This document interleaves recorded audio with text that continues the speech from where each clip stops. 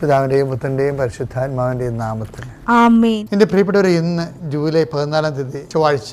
അമ്മേ പരിശുദ്ധ അമ്മേ, അമ്മേ പരിശുദ്ധമേ, ദൈവമാതാവേ, കൃപാസനത്തിലൂടെ ഞങ്ങൾക്കും ഞങ്ങളുടെ ദേശത്തിനും അമ്മ മധ്യസ്ഥം തേടി തന്ന എല്ലാ അനുഗ്രഹങ്ങൾക്കും കൃപകൾക്കും ഞങ്ങളിപ്പോൾ ഹൃദയം നിറഞ്ഞ നന്ദി പറയുന്നു. അമ്മേ പരിശുദ്ധമേ, ദൈവമാതാവേ, 2004 ഡിസംബർ 7 ഉച്ചകഴിഞ്ഞ് 2:30 കൃപാസനത്തിൽ സംഭവിച്ച അമ്മയുടെ പ്രത്യക്ഷപ്പെടലിനെ കുറിച്ച് തിരുസഭയ്ക്ക് സമർപ്പിച്ചിരിക്കുന്ന പഠനരേഖകളുടെ മേൽ സഭാത്മകമായ പഠനം ആരംഭിക്കുവാൻ ഞങ്ങൾ പ്രാർത്ഥിക്കുന്നു. അമ്മേ പരിശുദ്ധമേ, ഭൂസ്വർലോകങ്ങളുടെ രാജ്ഞിയായ അങ്ങേയ്ക്ക് ഭൗമസംരക്ഷണത്തിനായി പ്രപഞ്ചപ്രകൃതിയെ തന്നെ തിരുസഭ പ്രതിഷ്ഠിക്കുവാൻ ഈ പ്രത്യക്ഷീകരണം വഴി ഇടയാക്കണമേ. പരിശുദ്ധമേ, ജപമാല മാതാവേ, സകല കൃപാസനം പ്രാർത്ഥനയോടും ചേർത്ത് ഞങ്ങളിപ്പോൾ പ്രാർത്ഥിക്കുന്ന ഈ കുടുംബത്തിന്റെ പ്രത്യേക നിയോഗം പറ മക്കളെ.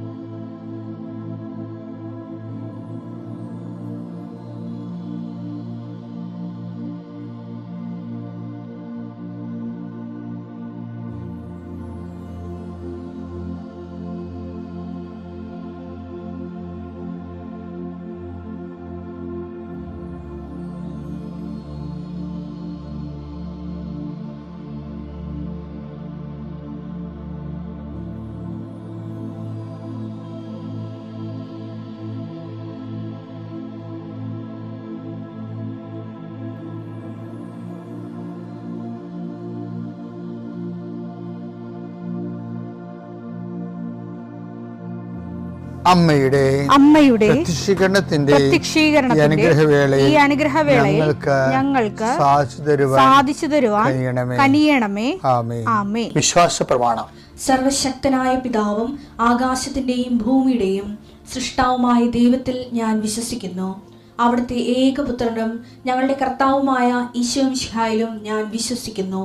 ഈ പുത്രൻ പരിശുദ്ധാത്മാവിനാൽ ഗർഭസ്ഥനായി കന്യകാമറിയത്തിൽ നിന്ന് പിറന്ന് പൊന്തിയോസ് പീലാത്തോസിന്റെ കാലത്ത് പീഡകൾ സഹിച്ച് കുരിശിൽ തറയ്ക്കപ്പെട്ട് മരിച്ച് അടക്കപ്പെട്ട് പാതാളങ്ങളിൽ ഇറങ്ങി മരിച്ചവരുടെ ഇടയിൽ നിന്ന് 3-ാം നാൾ ഉയർത്ത് സ്വർഗത്തിലേക്ക് എഴുന്നള്ളി സർവശക്തിയുള്ള പിതാവായ ദൈവത്തിന്റെ വലതുഭാഗത്തിരിക്കുന്നു. അവിടെ നിന്ന് ജീവിക്കുന്നവരെയും മരിച്ചവരെയും വിധിക്കുവാൻ വരുമെന്നും ഞാൻ വിശ്വസിക്കുന്നു. പരിശുദ്ധാത്മാവിലും ഞാൻ വിശ്വസിക്കുന്നു. വിശുദ്ധ കത്തോലിക്കാ സഭയിലും പുണ്യവാന്മാരുടെ ഐക്യത്തിലും പാപങ്ങളുടെ മോചനത്തിലും ശരീരത്തിന്റെ ഉയർപ്പിലും നിത്യമായ ജീവിതത്തിലും ഞാൻ വിശ്വസിക്കുന്നു. ആമേൻ. സ്വർഗ്ഗസ്ഥനായ ഞങ്ങളുടെ പിതാവേ, അങ്ങയുടെ നാമം പൂജിതമാകണമേ. അങ്ങയുടെ രാജ്യം വരണമേ. അങ്ങയുടെ തിരുമനസ് സ്വർഗത്തിലെ പോലെ ഭൂമിയിലും ആകണമേ. അന്നു വേണ്ടുന്ന ആഹാരം ഇന്ന് ഞങ്ങൾക്ക് തരണമേ. ഞങ്ങളോട് തെറ്റ് ചെയ്യുന്നവരോട് ഞങ്ങൾ ക്ഷമിക്കുന്നത് പോലെ ഞങ്ങളുടെ തെറ്റുകൾ ഞങ്ങളോടും ക്ഷമിക്കണമേ. ഞങ്ങളെ പ്രലോഭനത്തിൽ ഉൾപ്പെടുത്തരുതേ, തിന്മയിൽ ഞങ്ങൾ രക്ഷിക്കണമേ. ആമേൻ. നന്മ നിറഞ്ഞ മറിയമേ, സ്വസ്തി. കർത്താവ് അങ്ങയുടെ കൂടെ സ്ത്രീകളിൽ അങ്ങ് അനുഗ്രഹിക്കപ്പെട്ടവളാകുന്നു. അങ്ങയുടെ ഉദരത്തിൻ ഫലമായി ഈശോ അനുഗ്രഹിക്കപ്പെട്ടവനാകുന്നു. പരിശുദ്ധ മറിയമേ, തമ്പുരാന്റെ അമ്മേ, പാപികളായ ഞങ്ങൾക്ക് വേണ്ടി ഇപ്പോഴും ഞങ്ങളുടെ മരണസമയത്തും തമ്പുരാനോട് അപേക്ഷിക്കണമേ. ആമേൻ. കർത്താവേ, നിന്റെ ഉന്നതമായ നാമത്തിന് സ്തുതിച്ച്. കർത്താവേ, നിന്റെ വിശുദ്ധ പൗരോഹിത്യത്തെ മഹത്വപ്പെടുത്തണമേ. കർത്താവെ, സഭയിലുള്ള സാന്നിധ്യം പ്രകടമാക്കണമേ. 40 വർഷം ഞാൻ അർപ്പിച്ച കൃപാന്റെ യുഗതിയാണ്. കൃപാസ്ഥാനത്താറെ ജീവനോടെ പ്രത്യക്ഷപ്പെട്ട മാതാവിന്റെ മാധ്യസ്ഥം ഇന്ന് അങ്ങയുടെ മക്കളെ പ്രാർത്ഥന കൂടുന്ന എല്ലാ മക്കൾക്ക് വേണ്ടി പ്രാർത്ഥിക്കുകയാണ്. കർത്താവെ, മനസ്സ് വേദനിക്കുന്ന എല്ലാ വിഷയങ്ങളും, അവരുടെ മനസ്സ് വേദനിപ്പിക്കുന്ന എല്ലാ വ്യക്തികളും ഇപ്പോഴും ഈശോയുടെ നാമത്തിൽ നിർവീര്യമാകട്ടെ. കർത്താവെ, മനസ്സ് വിഷമിപ്പിക്കുന്ന സാഹചര്യങ്ങൾ, ചെയ്തെടുക്കേണ്ട ഉത്തരവാദിത്തങ്ങൾ, മറ്റുള്ളവർ നമ്മളെ പഴി പറയാൻ സാധ്യതയുള്ള എല്ലാ വിഷയത്തിൻ്റെ മേലും കർത്താവിൻ്റെ കരുണ ചൊരിയുകയും നിങ്ങളെ കർത്താവ് ഇന്ന് നിലനിർത്തി തരികയും ചെയ്യട്ടെ. നിങ്ങൾ പോകുന്ന വഴികൾ, കണ്ടുമുട്ടുന്ന വ്യക്തികൾ, ചെയ്യുന്ന കാര്യങ്ങൾ യാത്ര ചെയ്യുന്ന വാഹനങ്ങൾ, ഒപ്പിടുന്ന പേപ്പറുകൾ, കൈമാറുന്ന രേഖകൾ, കഴിക്കുന്ന മരുന്ന് എല്ലാം മാതാവിൻ്റെ മധ്യസ്ഥതയിൽ യേശുനാമത്തിൽ അനുഗ്രഹിക്കപ്പെടുകയും നീ ദൈവത്തെ അനുഭവിക്കാൻ ഇന്ന് നിന്നെ സഹായിക്കുകയും ചെയ്യട്ടെ. നിത്യം പിതാവും പുത്രനും പരിശുദ്ധാത്മാവും സ്തുതിച്ച് നീക്കുവാണ്. എൻ്റെ പ്രിയപ്പെട്ടവരെ, പിന്നെ ഉണ്ടല്ലോ, കർത്താവ് പറഞ്ഞില്ലേ എനിക്കൊരു ജ്ഞാനസ്നാനം സ്വീകരിക്കാനുണ്ടെന്ന്. അത് കേൾക്കുമ്പോൾ എനിക്ക് ഭയങ്കര സന്തോഷമാണ്. എന്താണെന്നറിയാമോ? കർത്താവ് 12:50, ലൂക്ക 12:50 പറയണത്. ഒന്ന് വായിച്ചേ. എനിക്ക് ഒരു സ്നാനം സ്വീകരിക്കാനുണ്ട്, എനിക്ക് സ്നാനം സ്വീകരിക്കാനുണ്ട്, അത് നിവൃത്തിയാകുവോളം ഞാൻ എത്ര ഞെരുങ്ങുന്നു. അപ്പം അതായത് ഈശോ തീഷ്ണമായി ആഗ്രഹിക്കണം. അപ്പം എന്താ ഈ ജ്ഞാനസ്നാനം എന്ന് പറഞ്ഞാൽ എന്താ ഉദ്ദേശിക്കുന്നത്? കർത്താവ് സ്വീകരിക്കാതിരുന്ന പീഡാസഹനങ്ങളെയാണ് ഇത് പറയണത്. സ്വീകാര്യ ലേഖനം ഇല്ലേ, റോമ 6:3 എടുത്തേ. യേശുക്രിസ്തുവിനോട് ഐക്യപ്പെടാൻ ജ്ഞാനസ്നാനം സ്വീകരിച്ച നാം എല്ലാവരും അവന്റെ മരണത്തോട് ഐക്യപ്പെടാനാണ് ജ്ഞാനസ്നാനം സ്വീകരിച്ചതെന്ന് നിങ്ങൾക്കറിഞ്ഞുകൂടെ. ഓരോ സഹനവും കർത്താവിൻ്റെ മരണത്തോടുള്ള നമ്മുടെ ഐക്യദാർഢ്യമാണ്. അത് ബൈബിള് മുന്നോട്ട് വെക്കുന്ന വല്ലാത്ത ഒരു ഞെട്ടിപ്പിക്കുന്ന ഒരു സ്വർഗീയ വെളിപാടാണത്. അതായത് ഇപ്പം ജ്ഞാനസ്നാനം തന്നെയാണെങ്കിൽ, ജ്ഞാനസ്നാനം കത്തോലിക്ക സഭയുടെ പഴയ ബേസിക് കാറ്റഗിസത്തിലെ ജ്ഞാനസ്നാനത്തെക്കുറിച്ച് പണ്ടൊക്കെ ഞങ്ങൾ പഠിച്ചത്, കുഞ്ഞായിരുന്ന പഠിച്ചതാണ്. ഇപ്പോഴത് മറന്നുപോയിട്ടൊന്നുമില്ല. അതായത് ജ്ഞാനസ്നാനം കർമ്മദോഷമുണ്ടെങ്കിൽ അതും ഉത്ഭവദോഷവും നീക്കി നമ്മളെ ക്രൈസ്തവരും ദൈവത്തിൻ്റെ മക്കളുമായി തീർക്കാനുള്ള കൂദാശയാണെന്നാണ്. അപ്പം ജ്ഞാനസ്നാനം എന്ന് വരുമ്പോഴത്തേക്കും നമ്മൾ ദൈവത്തിൻ്റെ മക്കളായിട്ട് മാറുകയാണ്. പക്ഷേ പൂർണ്ണ തോതിലുള്ള മക്കളാകണമെങ്കിൽ എന്ത് ചെയ്യണമെന്നറിയാമോ? അത് നമ്മൾ ഇപ്പം തന്നെ പറഞ്ഞാൽ അത് കൂദാശയോടെ കൂദാശയിൽ ജീവിക്കുന്ന ദൈവിക ജീവൻ, ദൈവത്തിൻ്റെ സ്വഭാവം, ദൈവത്തിൻ്റെ ജീവൻ കൂദാശകളിലൂടെ പകർന്ന് കിട്ടുന്ന സഭയുടെ ആത്മീയ സംവിധാനങ്ങളിലൂടെ കടന്നു പോകുന്നവർക്കാണ് ഈ ബാപ്റ്റിസം, കൺഫർമേഷൻ, കമ്മ്യൂണിയനൊക്കെ ഉള്ളത്. പക്ഷേ അല്ലാത്തവർക്ക് എന്താ മാർഗം? ഇപ്പോൾ സഭയുടെ അകത്ത് നിൽക്കാൻ പറ്റണില്ല.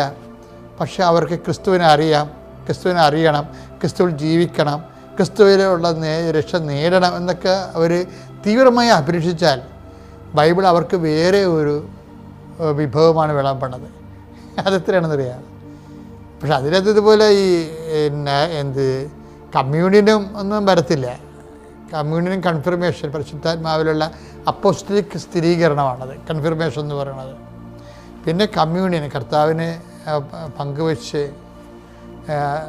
നമ്മൾ കമ്മ്യൂണിയനായിട്ട് ഈ ദിവ്യകുർബാനയിൽ ഈശോനെ സ്വീകരിക്കണത്. അപ്പോൾ അതൊരു വഴിയാണ്. പക്ഷെ ആ വഴി ചില സമയത്ത് സാഹചര്യം കൊണ്ട് പറ്റാത്തവർക്ക് എന്ത് ചെയ്യും? അവർക്ക് വേറെ ഒരു വഴി ക്രിസ്തുവിനെ അറിഞ്ഞ് ജീവിക്കാൻ വേണ്ടി ബൈബിള് ഒരു വാതിൽ തുറന്നു വെച്ചിട്ടുണ്ട്. അത് പൗലോസിലൂടെയാണ്. പുള്ളിയായിരുന്നു ഇങ്ങനെ വിജാതിയുടെ അപ്പോസ്റ്റൽ എന്നാണ് പുള്ളി അറിയപ്പെടുന്നത്. നമുക്ക് വിജാതി എന്നൊക്കെ വിളിക്കാൻ പറ്റുമോ അറിയത്തില്ല. ബൈബിളിൻ്റെ ഒരു ടേമാണത്, തർജ്ജമ ചെയ്ത ടേം. അപ്പോൾ അതുകൊണ്ട് ഞാനത് പറഞ്ഞതേ ഉള്ളൂ.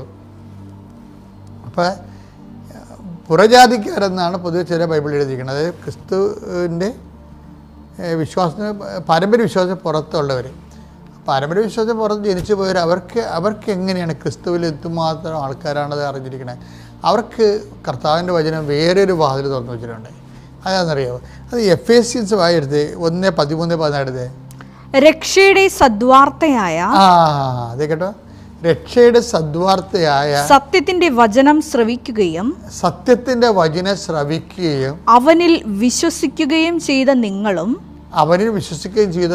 വാഗ്ദാനം ചെയ്യപ്പെട്ട പരിശുദ്ധാത്മാവിനാൽ അവനിൽ മുദ്രിതരായിരിക്കുന്നു. മുദ്രിതാണ്, കൺഫേംഡ് ആണെന്നാണ്. അതായത് യേശുവിൽ അവന് വിശ്വസിക്കുന്ന കൊണ്ട് തന്നെ, വിശ്വാസം കൂടെ തന്നെ അവനെടുക്കുന്ന ഒരു ആത്മസ്നാനത്തിൽ ഓട്ടോമാറ്റിക്കായിട്ട് കിട്ടുന്നതാണ് പരിശുദ്ധാത്മാവിൻ്റെ മുദ്രീകരണം. അത് നല്ല സൂപ്പർ ഒരു പുതിയ വാതിലാണ് പൗലോസ് ചെയ്യണത്. വായിച്ചത് അടുത്ത വായിച്ചത് എഫേസ്യസ് 1:14. എഫേസ്യസ് 1:14. അവിടുത്തെ മഹത്വം പ്രകീർത്തിക്കുന്നതിനുള്ള അവകാശം നാം വീണ്ടെടുത്ത് സ്വന്തമാക്കുന്നത് വരെ. അവിടുത്തെ മഹത്വം പ്രകീർത്തിക്കുന്ന അവകാശം നാം വീണ്ടെടുത്ത് സ്വന്തമാക്കുന്നവരെ ആ അവകാശത്തിന്റെ അച്ചാരമാണ് ഈ പരിശുദ്ധാത്മാവ്. നമ്മൾ സ്വാഭാവികമായ സഭാത്മകമായ സാക്ഷ്യ ജീവിതത്തിൻ്റെ പുറത്തും നിത്യരക്ഷയ്ക്ക് അഡ്വാൻസ് കൊടുത്ത് നമുക്ക് ദൈവമഹത്വത്തിൻ്റെ പൂർണ്ണതയിലേക്ക് ആഗ്രഹിച്ച് എത്തിച്ചേരാൻ നമ്മൾ ആഗ്രഹിക്കണം, മനസ്സുകൊണ്ട് ആഗ്രഹിക്കണം ക്രിസ്തുവിൻ്റെ ദൈവിക ജീവൻ്റെ പൂർണ്ണതയിൽ എത്തിച്ചേരാൻ. പിന്നെ ബാക്കിയുള്ള കാര്യങ്ങൾ കർത്താവിൻ്റെ കയ്യിലാണ് ഉള്ളത്. നിൻ്റെ സത്യസന്ധമായിട്ടാണ് ദൈവത്തിൻ്റെ മഹത്വത്തിന് നമ്മൾ സാക്ഷ്യം എന്ന് പറയുമ്പോൾ എന്താണെന്നറിയാമോ? മഹത്വത്തിൻ്റെ സാക്ഷികൾ എന്ന് വെച്ച് കഴിഞ്ഞാൽ നമുക്ക് സഹനമായിരിക്കും കിട്ടുന്നത്. അതൊരു സഹനത്തിന് ന്യായസ്ഥാനം പോലെ നമുക്ക് എടുത്തു കഴിഞ്ഞാൽ അതെന്നെ സംഭവിക്കണമെന്ന് വെച്ച് കഴിഞ്ഞാൽ അത് കർത്താവിൻ്റെ മഹത്വത്തിനായി നമ്മൾ കാഴ്ചവെക്കും. കാഴ്ചവെച്ച് കഴിയുമ്പോൾ എന്താ സംഭവിക്കുന്നത്? ആ മഹത്വത്തെക്കുറിച്ച് വായിച്ചു, ഒന്നിനു വായിച്ചു 14 എഫേസ്യസ് 1:14. അവിടുത്തെ മഹത്വം പ്രകീർത്തിക്കുന്നതിനുള്ള അവകാശം നാം വീണ്ടെടുത്ത് സ്വന്തമാക്കുന്നത് വരെ ആ അവകാശത്തിന്റെ അച്ചാരമാണ് ഈ പരിശുദ്ധാത്മാവ്. പക്ഷെ പറഞ്ഞ ഇതാണ്, ഏതെങ്കിലും തരത്തിലൊരു സഹനം വന്നാൽ ക്രിസ്തുവിൻ്റെ മരണത്തോട് ഐക്യപ്പെടുത്തി നമ്മുടെ സഹനത്തെ മാറ്റണം. അപ്പം നമ്മൾ അങ്ങനെ മാറ്റിയാൽ നമ്മൾ പരാതിപ്പെടത്തില്ല. നമ്മൾ ഉപയോഗിച്ചവർ ക്ഷമിക്കും. നമ്മൾ ക്രിസ്തീയ ക്ഷമയെന്നൊക്കെ പറഞ്ഞാൽ എന്താണെന്ന് അറിയാമോ? അത് ജ്ഞാനസ്ഥാനത്തിന് നമ്മളെ സഹായിക്കുന്നതാണ്. സഹനം തരുന്ന ആൾക്കാരെ, അതിലൂടെയാണ് നമുക്ക് നിത്യരക്ഷ നേടിയെടുക്കാൻ കഴിയണത്. അതിമനോഹരമാണ്. അപ്പോൾ ഒന്നിനും വിഷമിക്കരുത്. ആരെങ്കിലും എന്തെങ്കിലും പറഞ്ഞു വിചാരിച്ചാൽ ക്രിസ്തുവിനെ പ്രതി ഏറ്റെടുത്തിട്ട് പരമാവധി, ആദ്യമൊക്കെ കുറച്ച് പാടായിരിക്കും, പതുക്കെ ഞങ്ങളും ഇപ്പോൾ പൗലോസ് പറഞ്ഞില്ലേ, ഞങ്ങൾ പോലും വിജയിച്ചവരായി കാണപ്പെടണമെന്നില്ല, എന്ന് നിങ്ങൾ വിജയിക്കണം എന്നാണ് ഞങ്ങളുടെ ആഗ്രഹം എന്നൊക്കെ പൗലോസ് പറയുന്നില്ലേ. അപ്പോൾ അതൊരു പ്രോസസ്സാണ്. പക്ഷെ നമ്മൾ ആത്മാർത്ഥമായിട്ട് ശ്രമിക്കുകയാണെങ്കിൽ ദൈവം നമ്മുടെ ആത്മാർത്ഥത കണ്ടെത്തിയിട്ട് നമ്മളെ തക്ക സമയം സഹായിക്കും. പിതാവിൻ്റെയും പുത്രൻ്റെയും പരിശുദ്ധാത്മാവിൻ്റെ നാമം.